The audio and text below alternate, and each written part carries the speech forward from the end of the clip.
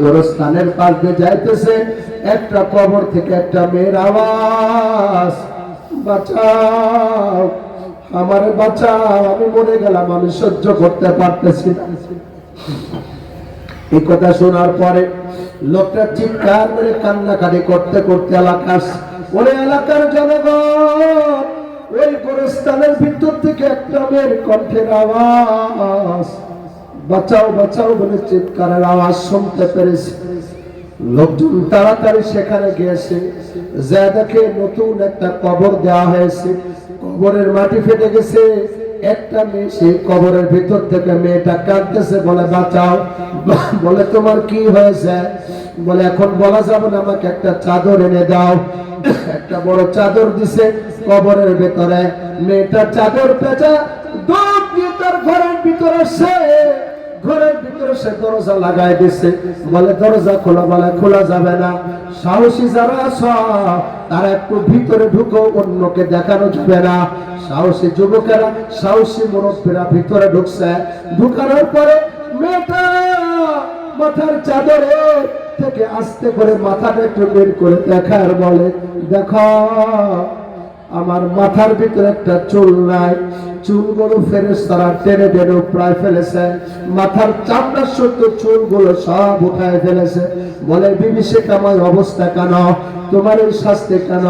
বলে শোনো, আমি মাথার চুল ছেড়ে দিয়া পর পুরুষের সামনে ঘোরাফেরা করতাম, এজন্য ফেরেশতারা আমার মাথার চুলগুলা টেনে টেনে উঠতে ফেলেছে। আল্লাহু আকবার। এবার ঠোঁটটা বের করে দেখে ঠোঁটটা কেটে ফেলেছে। বলে অবস্থা কেন? বলে আমি ঠোঁটে ঠোঁট মালিশ করে এরকম ভাবে মানুষকে দেখাইতাম, ফেরেশতারা আমার ঠোঁটটা কেটে ফেলেছে। চেহারার ভিতরে গোশত নাই, চেহারার গোশত কেটে ফেলেছে কেন? আমি চেহারা পর পর পুরুষদেরকে দেখাতাম, এজন্য চেহারা কেটে ফেলেছে। আল্লাহু আকবার। নখগুলো টেনে টেনে উপরে ফেলেছে কেন? নেল পালিশ ব্যবহার করতাম। এরে মা, তোমরা যারা বেপরদায় চলো, তোমরা যারা আতর সেন্ট ব্যবহার করে যুবকদের পাশ দিয়ে চলাফেরা করো, আল্লাহ নবীর হাদিসটা শুনে নাও। আল্লাহ নবী বলেন, আইয়ুমা ইমরাতিন ইস্তাতারাত ফামাররাত আলা কওমিন ফালইয়াজিদু রিহাহা ফাহিয়া জানিয়া। আল্লাহ নবী বলেন, যেই মহিলা আতর ব্যবহার করে, সেন্ট ব্যবহার করে, পর পুরুষের সামনে দিয়ে চলাফেরা করে, অন্য পুরুষের সামনে দিয়ে চলাফেরা করে, তারা তার ঘ্রাণ পায়। আল্লাহ নবী বলেন, ওই মহিলা জিনাকারিনী, ওই মহিলা ব্যভিচারিণী, ওই মহিলা ব্যভিচারিণী। জোরে কন্না নাউজুবিল্লাহ। তুমি আজকে বেপরদায় রাস্তাঘাটে চলো, তুমি বেপরদায় রাস্তাঘাটে ভালোভাবে বের হও। তুমি বাড়িতে যাও, তোমার আমলনামার ভিতরে হাজার হাজার জিনার গুনাহ কথা কম ঠিক দেখে নাও। মা,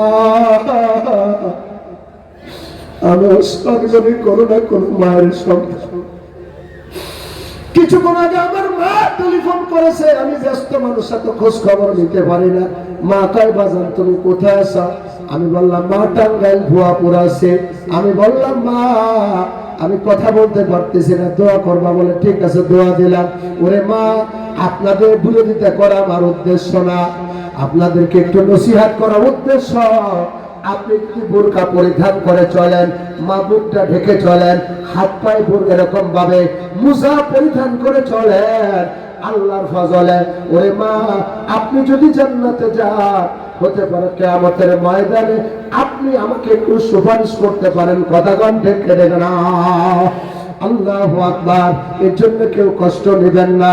আযাবুল কবর হাক্কান, কবরের আযাব সত্য, এটা অস্বীকার করা যাবে না। কথা কোন ঠিক কেটে না? এজন্য কথাই একটু লম্বা হয়ে গেল।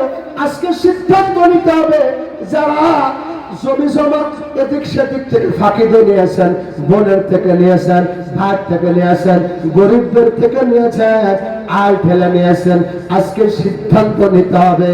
কালকে যার যার জায়গা তাকে দিয়ে দিবেন, বুঝায় দিবেন, কিছু দিয়ে মাপ চেয়ে নেবেন। কারা কারা রাজি আছে আল্লাহকে দেখা দে। নারে তাকবীর, নারে তাকবীর। তবে দোস্ত, এটা তো সহজ না। হাত তো উঠাইলেন, কিন্তু জীবন দিতে আছে, জমি দিতে রাজি নাই। আছে কি আছে না? যদি আল্লাহ সঠিক বুঝ দেয় তাহলে জমি দিবেন, নাই জাহান্নামে যাবেন। কথা কন। নবীর হাদিস মিথ্যা না। আপনাদের কষ্ট হচ্ছে, আর একটু কি চলবে নাকি? ভাইয়ের আমার, আমি শুধু আমানতটা বোঝাবার জন্য একটা ঘটনা বলতেছিলাম। নূহ ইবনে মারিয়াম বিসমিল্লাহ বলে ফল মুখে দিয়েছে, আপনাদের মনে আছে তো? বিসমিল্লাহ বলে ফল মুখে দেয়া, এবার দেখে ফলটা টক তিতা, খাওয়ার মতো উপযুক্ত না, মেজাজ খারাপ। ডাকতে বলে গোলাম,